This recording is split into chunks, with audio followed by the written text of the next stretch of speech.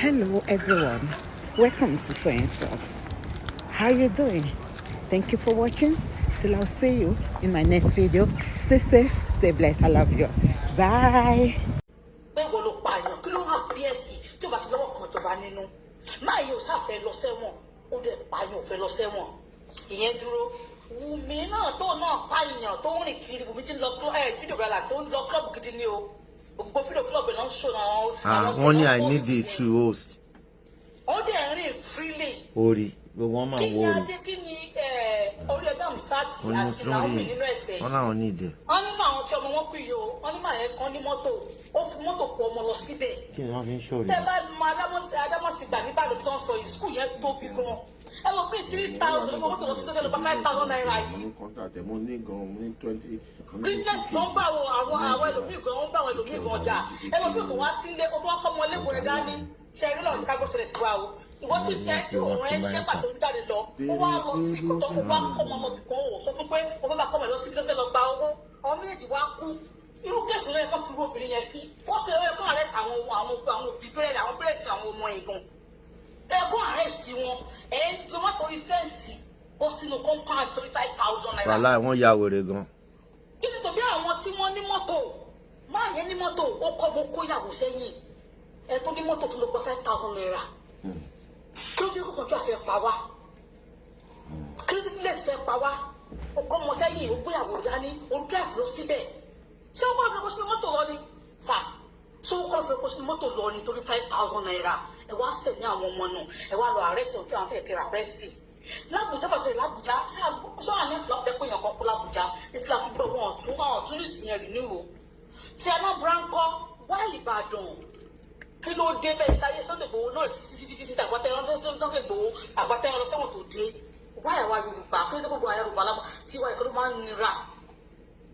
Tó bá gbé kéèsì abáṣẹ́sọ náà lélẹ̀ dápẹ́ ilé ìgbò ní kírìtì sílẹ̀ ni ṣé ẹgbẹ́ justice máa ti wá láti ọjọ́ yìí bẹ́ẹ̀ ni mo sọ fún yín justice máa ti wá pẹ̀lú máa ti wá tó yẹ kó wà. Ẹ wá lọ wá agbára. Kí ni nígbà tí mo fídíò ya Naomi lánàá rẹ̀ láti wálé mo pọ̀ lápútọ́sílẹ̀ mo sun ẹkún ni. Ọbẹ̀ ẹ ṣe ń da ọ̀rẹ́ bó ṣe kékeré yẹ́ ẹ ló mọ̀ pé ohun òtí ọ̀bẹ̀yà ń sọdún àwọn ọ̀sọdún yẹ́ ẹ ní ká má pa ọmọ ológun òun náà mí nìkan lọmọ ológun náà ọmọ tó ń bì má ṣe my God. All right. Ibi mo ta fi ṣe infact ẹ wo ìbúra láti Ọlọ́run aṣàánú wa orí wa kó wọn yọ o. Àmín. Gbogbo àwọn tó ń ṣàánú gbogbo àwọn tó ń yẹ ọmọ tó ń lọ sí skul àwọn ọmọ òpó òun tí wọn lóbi tí wọn ọmọ ṣáàrìtì tó ń lọ sí skul tó ń ṣàánú fún Ọlọ́run adékòkò ẹ lágbára Ọlọ́run o. Àmín. Ìkànsí ilé ti kọjá akẹ́tẹ́lẹ̀ máa fi nù sọ.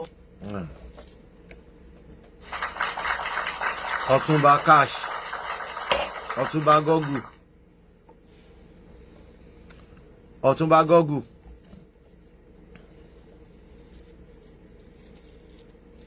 Àbúrá láti ẹ̀kọ́ ètò.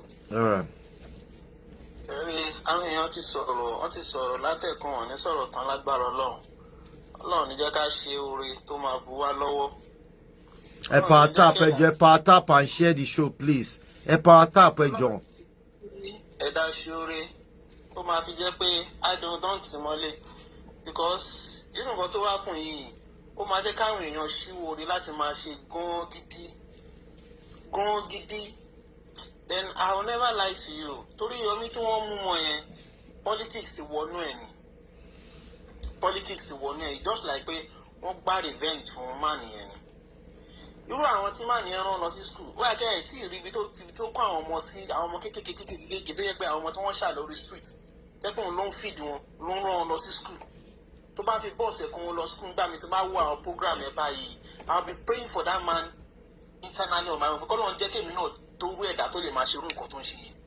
Ó kẹta bá sọ pé jéèlì máa nìyẹn kò ní jọ́ wọn ní jéèlì lágbára Ọlọ́run ọba wọn máa bọ́ nínú orí ẹ̀ orúkọ ẹ̀ máa rù lágbára Ọlọ́run orí ẹ̀ máa yọ lágbára Ọlọ́run kúrò nínú gbogbo nǹkan tó ṣẹlẹ̀ yìí. If anything happens to that man now àwọn ọmọ ẹ̀ gbọ́dọ̀ fẹ́ kọ́ fojú sí who will be taking care of those children? Orí ayọ̀ lágbára Ọlọ́run ọba ẹ máa bẹ́ tó bọ̀.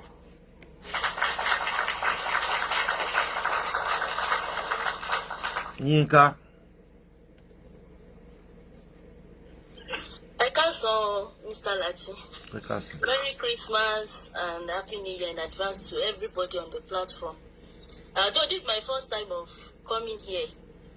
You are welcome.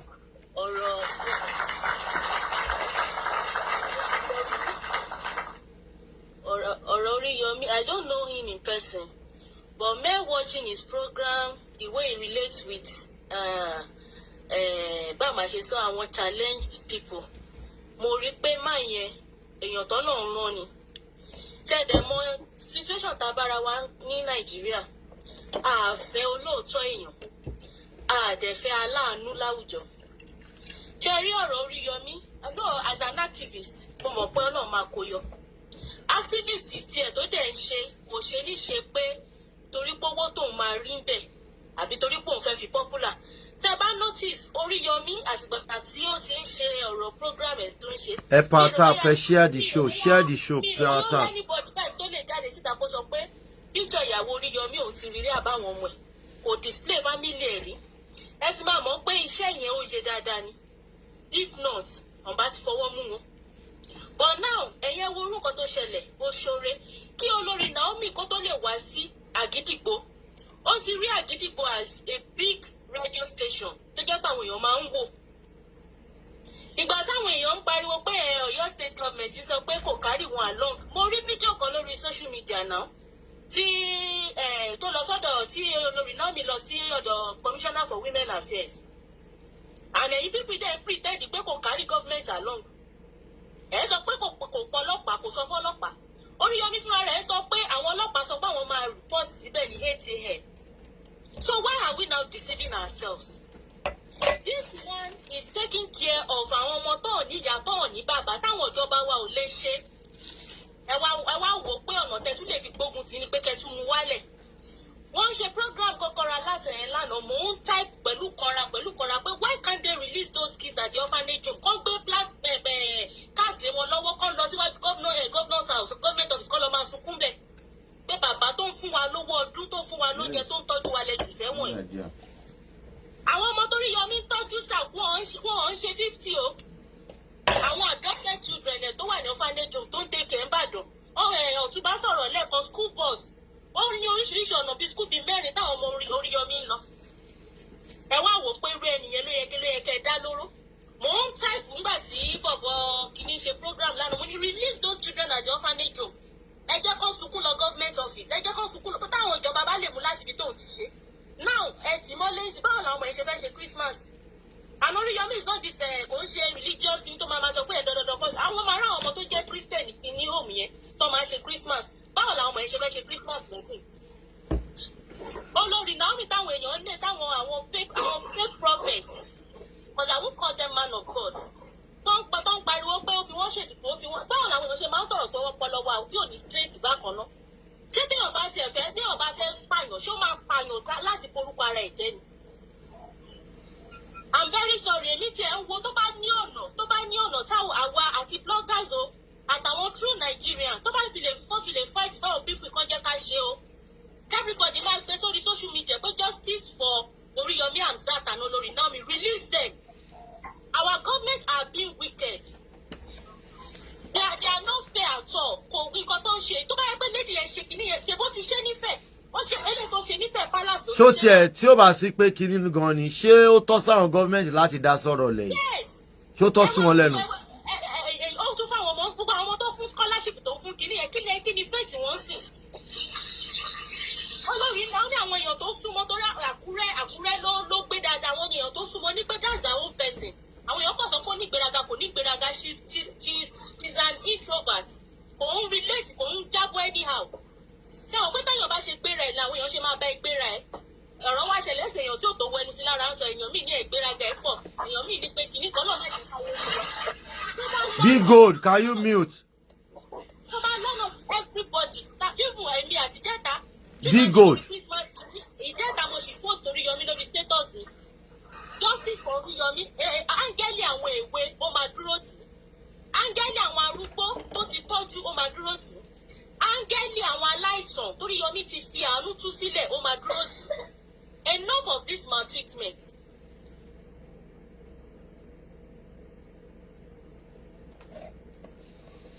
Bọ́lá. ẹ wo hospital kan bàdàn recently tán ní pé àwọn yẹn mọ̀ ẹ̀dẹ̀ ń rí oògùn pògùn ti expire abẹ́rẹ́ ti expire ẹ̀dẹ̀ fún patient ìyá yẹn dẹ̀ kú mọ́ yín lọ́wọ́ ọmọ ẹ̀ wá fẹ́ take up against them àwọn ìjọba dìde sórí Yọmí ṣáàmù iye àwọn patients tó ti kú lọ́sítà yẹn due to their own negligence wọ́n nítorí hospital yẹn jẹ́ hospital tó tóbi ń bàdàn ọlọ́run á tún orí Yọmí sílẹ̀ o bọ ọmọ ẹ̀mí sálà tí nǹkan ti máa kàn sọ ni pé tó bá ní ways táwọn èèyàn fi lè protest through social media platform voice wà lórí social media o there is one big voice which I believe if we hammer on it kí n lo òyìnbó àwọn ọlọ́pàá profusely wọ́n máa torí Yọmí sílẹ̀ o gbogbo àwọn ọmọ tó ń tọ́jú yẹn kọ́ ń dá àwọn ọmọ yẹn síta kọ́ ń máṣì wọn èdè kọ́ ní kọ́ máa lọ kọ́ ń káwọn ìjọba take care wọ́n máa torí Yọmí sílẹ̀ o that is my own submission for now thank you sir. Bola, Auntie Bola, Bola Aziz, Kid Boss. Yes, sir. Eka sasa. Bone.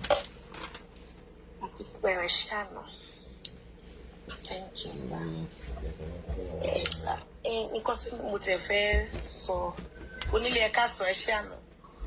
God bless you. Ọ̀dàlà tí mo ń sọ̀rọ̀ o gbọ́ mi ni ẹ ti bẹ́ lòmí wọlé. Ẹ lè sọ̀rọ̀. Hello. Bọ́lá ti dé. Ẹ ká sàn o. Àpọ̀jù o, ẹ̀mí á ṣe púpọ̀ ẹ̀ o.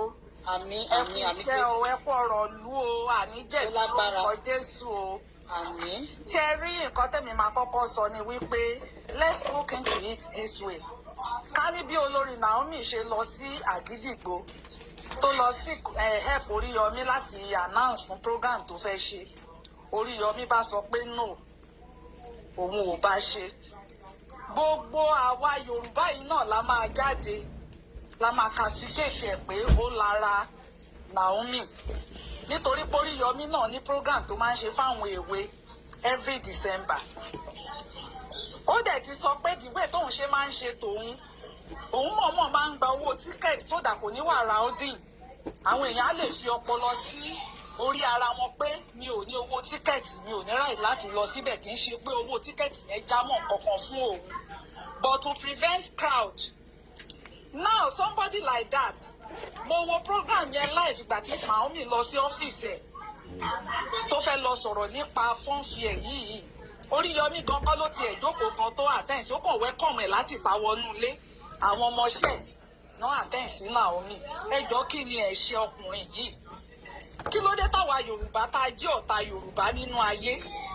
kí ni ẹ̀ṣẹ̀ Oríyọmí tí gbogbo àwọn ọ̀tá Yorùbá tẹ wá bọ́ síta lórí social media tẹ bẹ̀rẹ̀ sí ní sọ̀sọ́kùsọ lórí ọmọkùnrin yìí ṣéèyàn máa ń ṣe oore dáràn ni and kò lè jọ mí lójú o because bíbá náà la wà nígbà tàgbàlá Gabriel kàtẹ̀sán pàlàjì Oríyọmí ṣe little mistake later but tí Naomi yìí tó bá lọ síbẹ̀ tí Oríyọmí bá refuse ẹ̀ ṣáwa náà kọ́ la máa bọ́ síta tá máa sọ pé ó ń ṣe lára ẹ̀ ní nítorí èyí tó máa ń ṣe ní December yẹn tó ti mọ̀ pé Naomi bá ti ṣe tiẹ̀ èrò nípò ń bi tiẹ̀ òun ni ò ṣe full attention àbí nǹkan tá a máa sọ kọ́ nìyẹn ó dẹ̀ tún wá fún un ní attention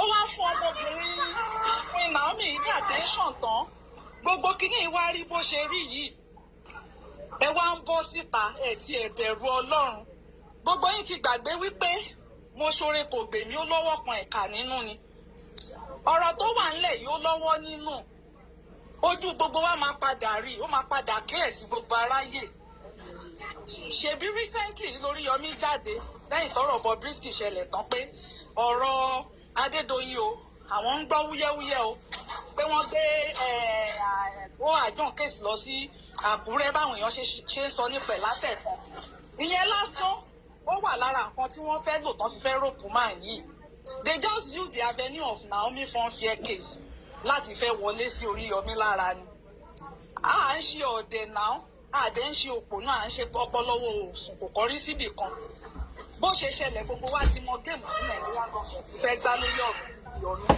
it's just that pé ẹni tá à ń ṣọ́ ẹni tá a fẹ́ sunjẹ tó lọ fi epo para àyànkọ́ tó ṣẹlẹ̀ níbi tó ti ṣẹlẹ̀ yìí táìm tó ṣẹlẹ̀ yẹn tẹ bá wo kíní yẹn dáadáa ẹ mọ̀ yìí pé àwọn kan wá síbẹ̀ náà tó wá da ìbẹ̀rù kò kí ń ṣe pé bóyá wọ́n ń ju ọmọ lásán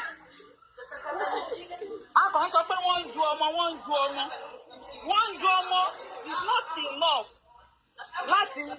láti fi rí nǹkan tó ṣẹlẹ̀ níbẹ̀ yẹn pé ó ní ọwọ́ nínú tí ò bá lọ́wọ́ nínú wọ́n ń ju ọmọ ṣé program ti bẹ̀rẹ̀ ni táwọn èèyàn fẹ́ máa rush pé àwọn fẹ́ lọ gba nǹkan níwájú ṣé ẹni tó máa ṣe program fún wọn gangan ṣó ti débẹ̀ ni ṣó ti bẹ̀rẹ̀ program yẹn ni tó fi jẹ́ pé wọ́n ń ju ọmọ ló di pé wọ́n ń ti ọmọ pa tí kò bá ń ṣe pé àwọn group of people kan wọ́n ya wọ ibẹ̀ yẹn láti da ibẹ̀ yẹn rú ṣùgbọ́n ju gbogbo ẹ̀ lọ ọlọ́run ọba adákẹ́dájọ́ ni ọlọ́run tó dẹ̀ máa ń yọ àwọn tiẹ̀ nínú ọ̀fìn ayé ó máa yọ Oríyọmí àti Naomi because èmi kàn rí ọ̀rọ̀ Naomi conflict tí Naomi wá ṣe níbẹ̀ yẹn wọ́n kàn fẹ́ lò as avenue láti fi rope Oríyọmí ni meanwhile Naomi gan ò mọ nǹkan tó ń ṣẹlẹ̀ but they want to use that thing against Oríyọmí tí Ọlọ́run ò dẹ̀ ní gbà fún wọn torí pé tí kò bá rí bẹ́ẹ̀ mi ò mọ nǹkan tó kan Oríyọmí mi ò ti mo because mo wò irú bàbá tí bọ̀dà láti fi fídíò ẹ̀ hàn lẹ́ẹ̀kan yẹn mo ṣe rí fídíò ẹ̀ lórí TikTok láàárọ̀ yìí tó ń sọ rádaràda ẹ ti mọ̀ pé àwọn èèyàn Adédoyin ni ẹ ti mọ̀ pé àwọn olórí burúkú àwọn ritualist tí wọn ò jẹ́ kí wọ́n máa fi àwọn ọmọ ológo Nàìjíríà kan máa fi ṣètùtù ọlá tí wọn káwọn máa fẹ̀ bí ọba kọ́ máa kágbádá white òfò sọ́rùn kọ́ máa láwọn ń ṣe ayé ìyẹn ló ń ta wọ́n lára and kò dẹ̀ dùn mí fún ọ̀rọ̀ Ìbàdàn because ọmọ Ọ̀yọ́ state lèmi náà Ìbàdàn ni mọ́mì mi ṣó ti yé yín tí Ìbàdàn máa ń yàtọ̀ nínú gbogbo nǹkan ẹ má jẹ́ kí n tàn yín ẹni bá máa ṣoore Naomi lè ti máa ṣoore kiri but Ìbàdàn ó yẹ kóun gan kó gbàdúrà dáadáa kó tó gbérú ẹ̀ wá sí Ìbàdàn because wọ́n ṣe wà yẹn Yorùbá ni ọ̀tá Yorùbá olórí burúkú wọ́n ti fi ògo wọn jẹ sàárà tán kiri nígboro Ìbàdàn wọ́n ti fi ògo wọ́n ti fi tọrẹ nítorí àtẹnujẹ the next thing is to use their life láti fi máa kó bá ayé aláyé káàkiri because tí ò bá jẹ́ bẹ́ẹ̀ kí ló le tó gbogbo eléyìí. ẹ jọ̀ọ́ ẹ bá wa share show yìí nobody share this show please. wọ́n ń tẹra wọn pa wọ́n ń jọmọ látòrí fence my dear sisters and brothers. please 10 people should share to 10 people. because program yóò ti bẹ̀rẹ̀ tá bá sọ pé àwọn èèyàn wà yìí gà láti fẹ́ máa bypass lọ síwájú ṣe kinní kan kó tí bẹ̀rẹ̀ rárá náà ó lọ́wọ́ nínú ni ó ní nǹkan kan nínú ni tí Ọlọ́run dẹ̀ máa fi àṣírí wọn tó máa fi hàn tí ẹ̀sìn wọn tó máa yọ síta the same game tán gbá fún Sunday Igboho òun náà lélẹ́yìí wọ́n tún fẹ́ bẹ̀rẹ̀ lórí Oríyọmí kí ló dé tẹ́ fẹ́ pa gbogbo Nàìjíríà tán kí ló dé. kì í ṣe ògo Nàìjíríà ògo lẹ̀ Yorùbá. ògo lẹ̀ Yorùbá my dear brother God bless you ògo lẹ̀ Yorùbá kí ló dé tẹ́ fẹ́ fi gbogbo ògo lẹ̀ Yorùbá ṣètùtù ọlà tán kí ló dé ṣẹ́yìn nìkan lẹ wáyé tẹ́ fẹ́ wá ṣe rere ni ẹ jẹ́ káwọn ológo náà rògo wọn lò náà kárìn kápọ̀ yíyẹ ló ń yẹ ni ẹ fi àwọn ọmọ ológo sílẹ̀ ẹ jẹ́ kán lo ògo tọ́lọ́run torí wọn rán wọn wá sáyé ẹ má fi orí burúkú yín ẹ má fi ba yí àwọn ọmọ ọlọ́mọ jẹ́ tó jẹ́ pé gbogbo ẹ̀ kẹ́ ṣàṣètùtù ọlà yìí kẹ́ ṣètùtù ọlà a lot is happening we just think wọ́n tọmọ pa Ṣèyí Mákindé gbogbo ẹ̀ bẹ́ẹ̀ yẹn àṣírí yẹn máa tú ẹ máa rí nǹkan tó ṣẹlẹ̀ lọ́jọ́ yẹn gangan it's more than pé wọ́n sọ ọmọ látòrí fẹ́ǹsì nǹkan tó ṣẹlẹ̀ níbẹ̀ yẹn Ọlọ́run kó má kàn jẹ́ kí àrìn fẹsẹ̀ sí Ọlọ́run má jẹ́ ká ṣoore ṣe òun ni ọ̀rọ̀ Naomi àti Oríyọmí bó tiẹ̀ jẹ́ pé ti Naomi yẹn náà Ọlọ́run má jẹ́ kí ẹni tí ayé ti gbọ́wọ́ sí lára ẹni tí ọwọ́ ayé ń tẹ̀lé kiri because ó kàn rí rẹ̀ bí prophetess kò remember ìgbésẹ̀ tó lọ gbé lórí ọ̀rọ̀ marriage when you know you are a prophetess tó bá tiẹ̀ fẹ́ fi ọba kò ń ṣe irú ọba ìṣẹ̀ṣe tó lọ fẹ́ o to dey work out a way you should expect more than enough so gbogbo ẹ̀ ó wọnú ara wọn ni àfi kí nǹkan tèmi kàn máa sọ bọ̀dà láti ni pé ẹ jọ̀ọ́ gẹ́gẹ́ bí ẹ ṣe lo platform yín àti gbogbo àwọn speakers àwọn bloggers ẹ jọ̀ọ́ ẹ dìde fún wọn ẹ jẹ́ ká pariwo justice for Oríyọmí justice for Naomi because kò dáa kó lóògbòdodo kan máa kú sípò kàṣeré. Ẹ wo Wùmí nísìn ó ń ṣèṣe pé òun ṣe òun jẹ lọ. Tó bá tún ṣe lé náà tán tún jẹ lọ. Àwọn míì náà á tún dìde. Báwa bá sọ pé Ọlọ́run ti kó wa yọ àti wà nílùú òkèèrè. Àwọn ọmọ wa ń kọ́, àwọn ẹbí wa ń kọ́. Ṣáwọn ọmọ wa náà lè dìde lọ́jọ́ kọ̀ọ̀kan sọ pé àwọn fẹ́ lọ sí orílẹ̀-èdè Nàìjíríà. Àmì èèyàn kan sọ̀rọ̀ lẹ́ẹ̀kan sọ pé àwọn pastors, àwọn kinní wa, ẹjọ́ kílẹ̀ tiẹ̀ ń fi àwọn pastor Nàìjíríà pè gan-an báyìí ná. Ṣé àwọn tó ti fi ọwọ́ wé ọwọ́ pẹ̀lú àwọn politicians pẹ̀lú oríṣiríṣi àwọn nǹkan tí ò yẹ kán tọwọ́ bọ̀? Àwọn la máa pè báyìí nísìn. Tó jẹ́ pé àwọn gan wọ́n ti pa wọ́n lẹ́nu mọ́. Wọ́n ti mú wọn mọ́ra, wọ́n ti fà wọ́n mọ́ra, wọ́n ti jọ gbogbo ẹ̀ ti wọnú ara, wọ́n ti di ìmùlẹ̀ sí múlẹ̀, ó ti di horo sí woro. Àfi kí Ọlọ́run nínú àánú ẹ̀ àti ariwo àwa báyìí náà, kí Ọlọ́run kó sọ̀rọ̀, kó tún gbẹnu yín gbogbo sọ̀rọ̀, kọ́lọ́run kó fi dáwọ́ ibi dúró lórílẹ̀‐èdè Nàìjíríà. Nǹkan tí èmi mọ̀ tí a lè ṣe nìyẹn Bọ̀dá Láti àti gbogbo ẹ̀yin host àti gbogbo everybody náà tó ní opportunity láti sọ̀rọ̀ lórí social media. Ẹ jọ̀ọ́ Ọlọ́run máa fi sí yín lẹ́nu, Ọlọ́run á dẹ̀ gbà fún wa ní ṣoore ṣe o. Yes, ẹ jọ̀ọ́. Kid Boss, hold on, BJ. Èmi tó nílò next. Yeah, sorry. Mo fẹ́ béèrè nǹkan kan ní ìmọ̀ ẹni tó lè dà mí lóhùn pé ṣé tó bá jẹ́ pé bíi àwọn other radio station bóyá bíi University Radio or any other radio station ni Naomi yẹn lọ láti lọ polówó nǹkan yẹn, ṣé ó possible ṣó likely kí wọ́n ṣe same thing? Same thing náà máa ṣẹlẹ̀. Àti kọ́ ni ó máa ṣẹlẹ̀. Of course, because wọ́n are now. Gbọ́ nǹkan tí obìnrin kan sọ níbí báyìí pé òun fẹ́ ṣe nǹkan. Wípé Oríyọmí fúnra ara ẹ̀ ó yẹ kó máa ṣe lọ́fẹ̀ẹ́ ni láti fi lè reduce èrò ló ṣe máa ná òun ta ticket láti fi lè reduce èrò. Anywhere tó bá ti ń ṣe nǹkan lọ́fẹ̀ẹ́, ṣé ti Àbújá tó èèyàn kú ṣé wọ́n announce yẹn? Tí ilẹ̀ Haúsá tó èèyàn kú náà ṣé wọ́n announce yẹn? Wọ́n lọ sóyà gidigbo lọ announce, wọn ò lọ síbẹ̀ lọ announce. So nǹkan yẹn ó máa ṣẹlẹ̀ náà because Ifá máa ń fàyàn lápò ya. So that is that about that. Okay. Now, Àti question ti Kid Boss béèrè. Kid Boss, hold on. Get question ti Kid Boss béèrè. Ó ní ká ní wípé any other radio station náà ti lọ announce wípé bí nǹkan yẹn ṣe ṣẹlẹ̀, ṣé wọ́n máa lọ gbé àwọn radio station yẹn bọ́n ṣe gbé Oríyọmí? No, wọ́n lè gbé Oríyọmí láíláí. nǹkan tí mo fẹ́ get. Question ẹ̀ padà ayé kí contribute to question ẹ̀. Tí a bá gbọ́ announcement Oríyọmí, involvement Oríyọmí ó ju wípé kán báyàn polówó lọ. It's more than that. Tó ti yé, tí a bá lọ gbọ́ program kan tó Oríyọmí kọ́ ṣe last week yẹn, only in conjunction with Agidigbo FM radio. Tó bá yẹ pé ìpolówó nìkan ni, wáyé tí Oríyọmí dé ló jí débẹ̀ láago mẹ́fà láàárọ̀. Tápẹ́ ìpolówó nìkan ni, wáyé tí Oríyọmí jí débẹ̀ ní aago mẹ́fà láàárọ̀. Ó lè jí débẹ̀. Ẹni sùúrù. Ẹ bá yẹ ká fi emotion sí. Kò sẹ́ni tó fẹ́ pa ògo kankan. Ohun tó ṣẹlẹ̀ yìí, wọ́n gbọ́dọ̀ follow proper procedure. Kò síbi tó bá lè ṣẹlẹ̀ nílé ayé, wọ́n máa arrest gbogbo àwọn tó bá wà involved nínú ẹ̀. Kí ọ̀pọ̀lọpọ̀ ọjà ó yàtọ̀ sí kí ọ wá active lórí orí field. Okay, thank you, sir. Okay, sir, thank you, sir. Now, nǹkan tí mo feel pé a lè ṣe gẹ́gẹ́ báwọn èèyàn ṣe ń sọ ọ̀rọ̀ látàárọ̀ náà ni pé we can start online protest.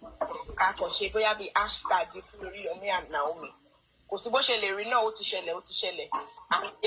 Ìjọba náà máa follow due process like it just said, sir. So we can start it online, then later ó lè move to offline.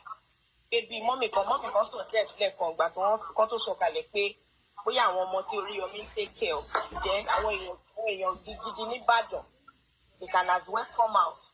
Bóyá wọ́n á lọ sí government house or kí wọ́n we can start something because over time mo ti rí àwọn bloggers tí wọ́n sọ oríṣiríṣi wọ́n ti ń ṣàlàyé jù and àlàyé yẹn ó ti ń kó bá so many things. Ó lè má jẹ́ pé bá ṣe ń ro èlò ṣe jẹ́, ó lè jẹ́ pé normal, ó lè jẹ́ pé free thing, like ó lè jẹ́ pé natural cost ní kinní. Ó lè má jẹ́ pé lọ́wọ́ anything, ó lè má lọ́wọ́ man tá à ń sọ ìdínú Adédoyin, ó dẹ̀ lè ní. It is two ways. So we cannot be very sure. So let's start something here online. Mi ò tí rí any hashtag láti àárọ̀ on Twitter or something, so we can just do it. Hashtag free Oriyomi and Naomi. Let's start from there. Then we know that our Thank you. That was a good one. JK, are you there? JK, are you there? Be good. Hello, Yeah, go on. I actually came up to our Kigurese, but unfortunately, not to long. Oh, sure, I'm the one by you. Sure, the king. Gureba Mukisa, I'm so happy. In fact, only thank you so much for the information, Grace. It's good to see you again. It's good to know that you are well. I miss you personally. I love you so much, and I pray to God to give you divine healing. And our private chat here, sorrow. In fact, I'm so happy. Only thank you so much for the information. You made my day, even when it's just getting started. To see Grexing among us, even on this platform, you know, we don't go get it gone. I haven't said that. That Timoki, I greet everybody. Me, you can't do it. Èmi wá shop ẹ̀gbọ́n mi ẹ wò demand ti pogun lọ́dún ẹ wò díẹ̀ mi kún everywhere kọ́lọ́run ṣàánú ni ní yẹn di tí mi go on. Ọlọ́run á pè wá lérè. Àmì Jésù tó ti ẹ̀yin Ọlọ́run á fún ọgbọ àṣẹ ojú òní tiwa a máa rí tiwa ṣe lágbára Ọlọ́run. Àmín o. Aṣọ pẹ̀lú máa lágbára Ọlọ́run bá on my own take on Oriyomi Alhaji Oriyomi and Queen Naomi. Actually Alhaji ni target. Queen Naomi and Oriyomi are just both victims of circumstances. I'm proud to be Nigerian, but at the same time, think about that.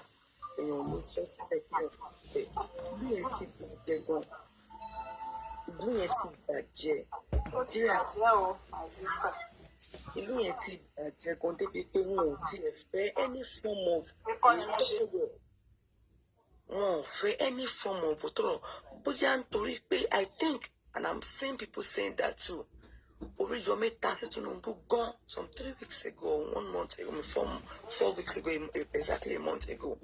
Tasi Kiti gone. So I don't now we now now.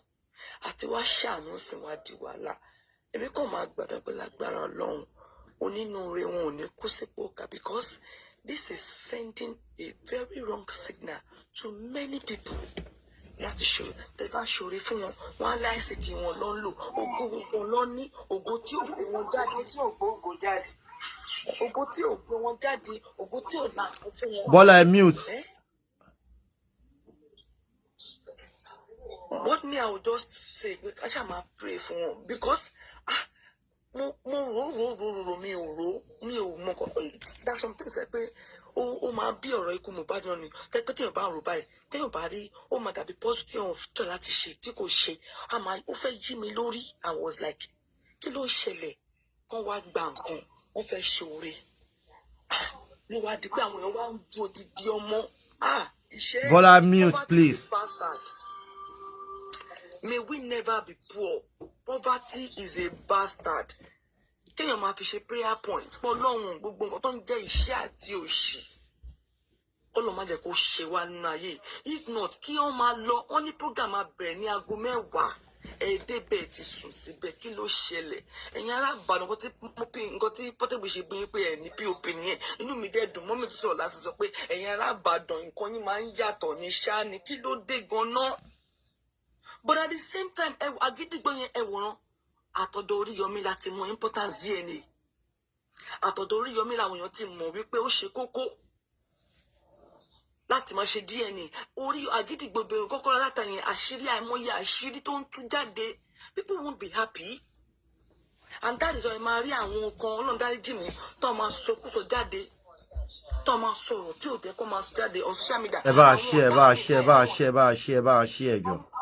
Àwọn ọ̀tá mi báyìí wọ́n ti dúró ẹ bá wọ́n ti mi ń ṣe ẹjọ́. lúgọ tọ́lọ̀ bá ti ń ṣe fún oníkálukú.